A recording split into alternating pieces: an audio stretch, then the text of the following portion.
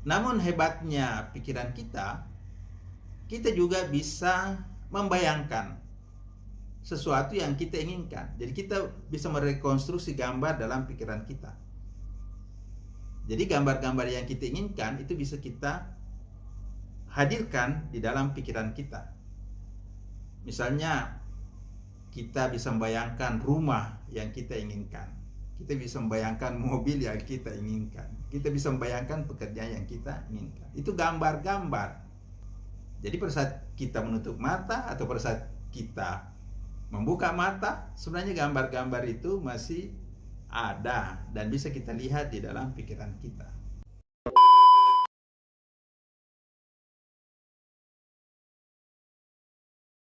Assalamualaikum warahmatullahi wabarakatuh.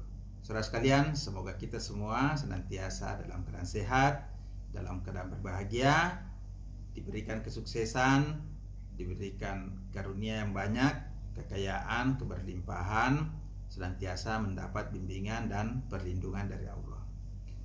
Kita semua tentu hidup di dunia ini karena ingin mendapatkan kesuksesan, kebahagiaan, dan kemuliaan. Oleh karena itu, kita perlu mengenali potensi-potensi yang ada di dalam diri kita. Karena Allah telah memberikan potensi yang sangat dahsyat yang tidak diberikan kepada makhluk lain, yaitu akal pikiran.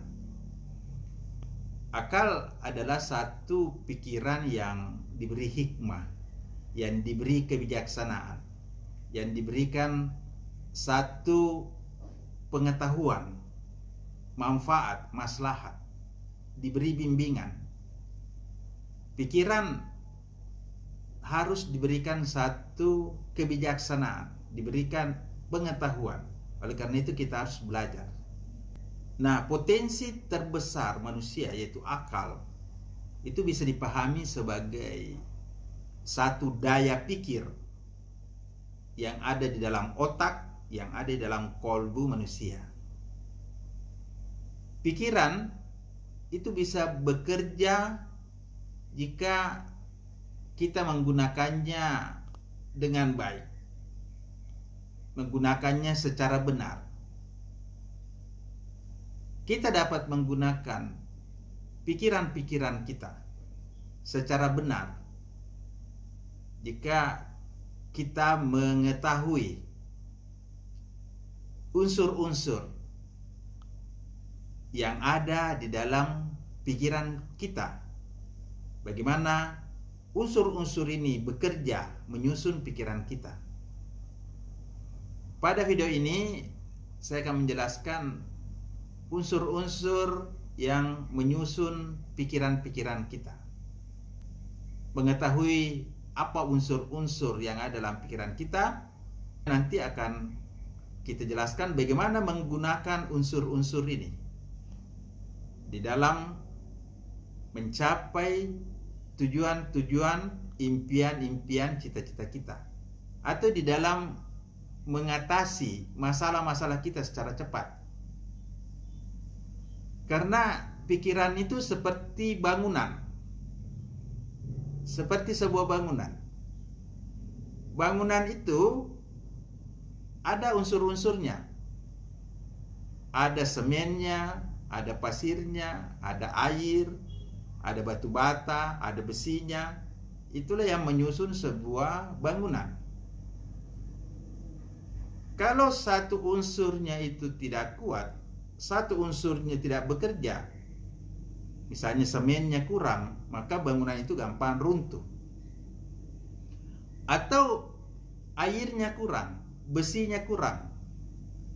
Karena itu sebuah bangunan yang kuat itu harus memenuhi unsur-unsur itu secara seimbang, secara tepat, secara benar. Kemudian disusun kerangkanya menjadi sebuah bangunan yang utuh sesuai dengan yang diinginkan.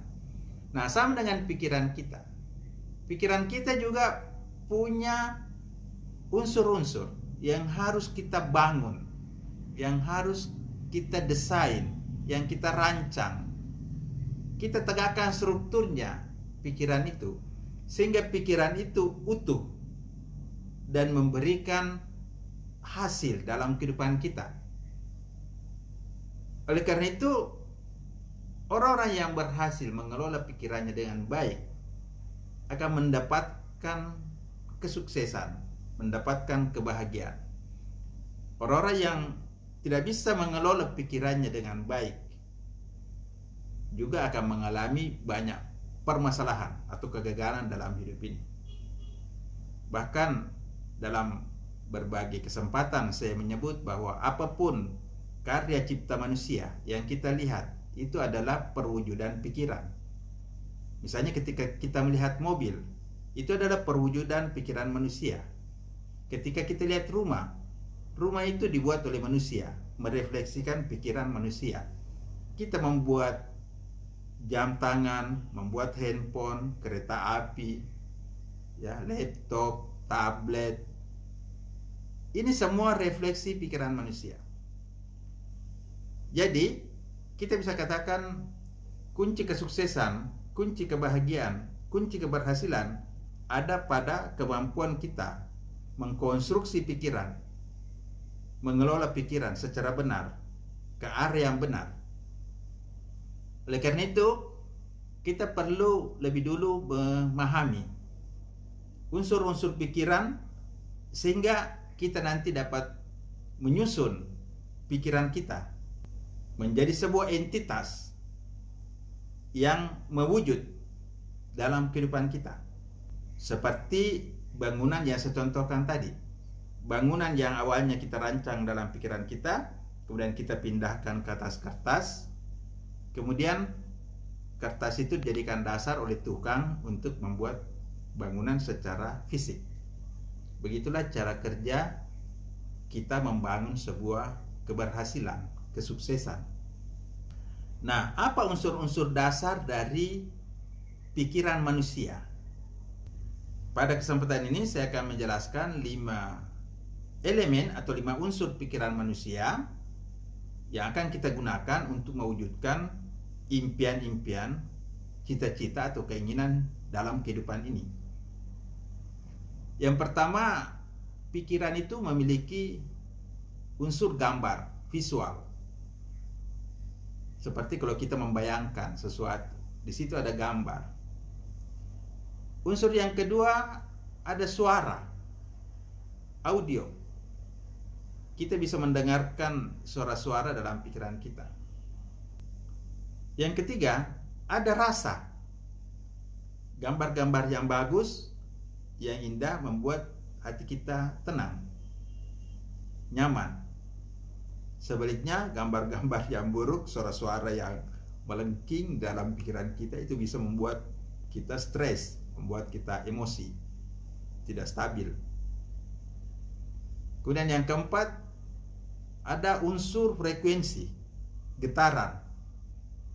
Getaran itu disesuaikan dengan tingkat gelombang otak kita yang sedang bekerja. Apakah dalam keadaan cepat, dalam keadaan sedang, dalam keadaan melambat, atau dalam keadaan yang sangat tenang. Kemudian yang kelima ada unsur energi, cahaya.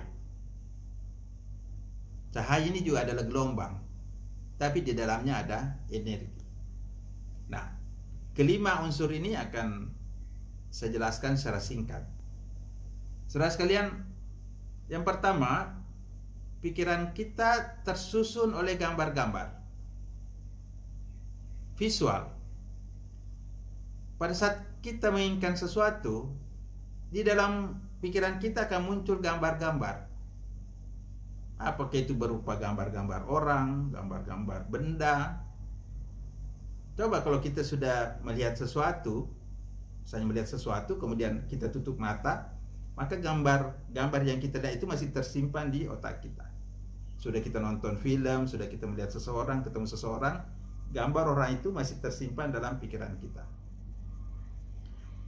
Namun hebatnya pikiran kita juga bisa membayangkan sesuatu yang kita inginkan. Jadi kita bisa merekonstruksi gambar dalam pikiran kita. Jadi gambar-gambar yang kita inginkan itu bisa kita hadirkan di dalam pikiran kita. Misalnya kita bisa membayangkan rumah yang kita inginkan. Kita bisa membayangkan mobil yang kita inginkan. Kita bisa membayangkan pekerjaan yang kita inginkan. Itu gambar-gambar. Jadi pada saat kita menutup mata atau pada saat kita membuka mata, sebenarnya gambar-gambar itu masih ada dan bisa kita lihat di dalam pikiran kita. Karena itu nanti dalam proses bagaimana kita mengelola pikiran kita, kita akan belajar bagaimana membuat, mengelola, menyusun gambar-gambar itu secara kuat. Nah, untuk tahap pertama kita kenali dulu bahwa dalam pikiran kita itu ada gambar-gambar. Jadi bagaimana caranya kita menghadirkan gambar-gambar yang sesuai dengan keinginan kita, yang memang kita inginkan. Supaya gambar-gambar itu mendukung terwujudnya keinginan kita, mendukung terwujudnya pencapaian-pencapaian yang kita inginkan. Dan bagaimana kita secara cepat menghilangkan gambar-gambar yang tidak kita inginkan.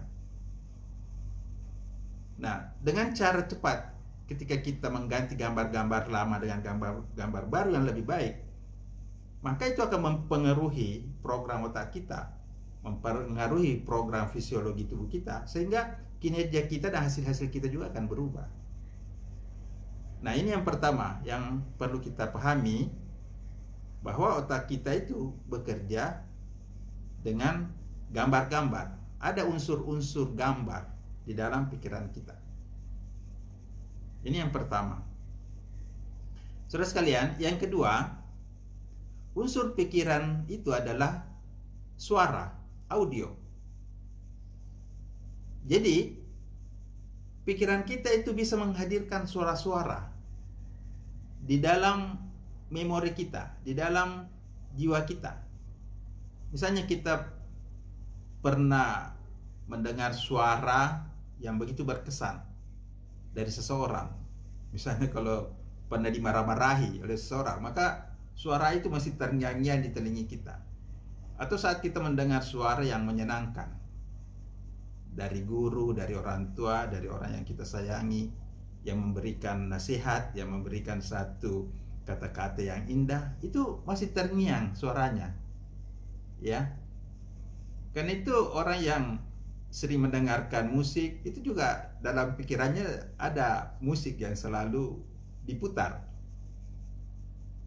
Kemudian orang-orang yang sering mendengarkan mengaji, ya, kaset mengaji, itu dalam pikirannya juga selalu berulang itu, ya, suara-suara mengaji. Jadi dalam pikiran kita ini ada suara-suara. Suara itu bisa menyenangkan, suara itu juga bisa membuat kita sakit. Ada orang mengalami trauma karena di dalam pikirannya itu selalu ada suara-suara menjerit. Ada suara-suara ketakutan, ada suara-suara tertekan. Ya. Nah, jadi salah satu cara kita mengubah struktur pikiran dengan cepat itu kita mengubah mode-mode suara di dalam pikiran kita. Apakah suaranya kita mood, suaranya kita ganti dengan yang lebih menyenangkan, atau suaranya kita setel sedemikian rupa, itu bisa kita lakukan, ya.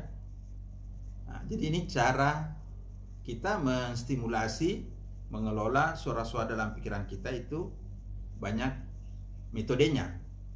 Yang penting kita kenali dulu unsur dasarnya pikiran ini, bahwa dalam pikiran kita itu ada unsur suara atau audio. Jadi perhatikan suara-suara yang muncul dalam hati, suara-suara yang muncul dalam pikiran kita. Apakah suara-suara positif atau negatif? Apakah suara-suara yang menyenangkan atau suara-suara yang menyakitkan, membuat Anda sakit? Nah, dengan demikian kita mudah mengelola suara-suara itu menjadi sesuatu yang mendukung tujuan-tujuan kita. Di dalam NLP juga ada orang-orang tertentu yang punya modus auditory, yaitu orang-orang yang memang menggunakan mode-mode suara itu sebagai kekuatan utama dalam berpikir. Jika di dalam unsur yang pertama tadi ada unsur gambar, ini juga merupakan satu mode berpikir yaitu mode visual. Nah, unsur yang kedua ini adalah mode suara atau unsur auditori. Nah, saudara sekalian, sudah dua unsur pikiran yang kita pahami, yaitu unsur gambar dan unsur suara. Kemudian unsur yang ketiga adalah unsur rasa. Ketika kita menggunakan pikiran kita, pasti muncul satu rasa. Melihat satu keindahan, pasti muncul rasa nyaman. Ketika kita mendengar suara yang menyenangkan, itu akan muncul rasa nyaman. Kenapa orang suka mendengarkan musik? Suka mendengar suara-suara alam, suka memutar relaksasi, musik-musik relaksasi. Karena itu akan membuat rasa kita nyaman, membuat rasa kita tenang. Kenapa kita suka berada di alam? Karena itu membuat suara-suara, gambar-gambar itu menyampaikan rasa yang nyaman, rasa yang damai. Tapi ada juga rasa-rasa yang tidak nyaman. Orang yang mengalami satu trauma, misalnya pernah mengalami kecelakaan atau mengalami suatu peristiwa yang menakutkan, ketika dia melihat peristiwa yang mirip itu, maka langsung muncul rasa tidak nyaman dan bisa menimbulkan rasa yang jauh lebih ekstrim lagi, misalnya takut, misalnya kecemasan, ya, atau mengalami satu gangguan baik secara emosional maupun secara fisik. Kalau sudah takut, muncul sakit perut, ya, jantung berdebar-debar dan sebagainya. Jadi ini rasa, ada rasa. Dalam pikiran itu ada rasa. Orang-orang yang suka membayangkan sesuatu yang dia inginkan, itu menimbulkan rasa yang tenang, rasa yang nyaman. Misalnya orang yang membayangkan rumah yang akan dia buat, itu akan membuat perasaannya tenang, membuat perasaannya nyaman, damai, membuat dia bersemangat. Tapi kalau orang membayangkan sesuatu atau mendengar sesuatu yang tidak diinginkan, misalnya mau ketemu seseorang, mau ketemu bosnya yang tidak nyaman, yang galak, sehingga dia mengalami satu trauma, membayangkan wajah bosnya, itu sudah muncul rasa tidak nyaman, rasa takut, rasa cemas. Jadi ada rasa, ada rasa. Jadi pikiran kita ini selalu ada rasa. Karena itu orang-orang yang belajar mengelola pikiran itu nanti akan sampai kepada suatu kondisi rasa yang nyaman sesuai dengan ketenangan pikiran yang menciptakan rasa nyaman, rasa damai, rasa harmoni dalam hati kita. Seperti dalam meditasi, ketika kita mengosongkan pikiran, ketika kita mulai menenangkan tubuh, ya, maka rasa nyaman, rasa damai itu juga akan kita dapatkan. Nah, ini unsur yang ketiga yang ada di dalam pikiran kita. Nah, saudara sekalian, masih ada dua unsur pikiran yang akan kita bahas. Ini akan kita lanjutkan pada video kedua mengenai unsur-unsur pikiran. Demikian, semoga bermanfaat. Wassalamualaikum warahmatullahi wabarakatuh.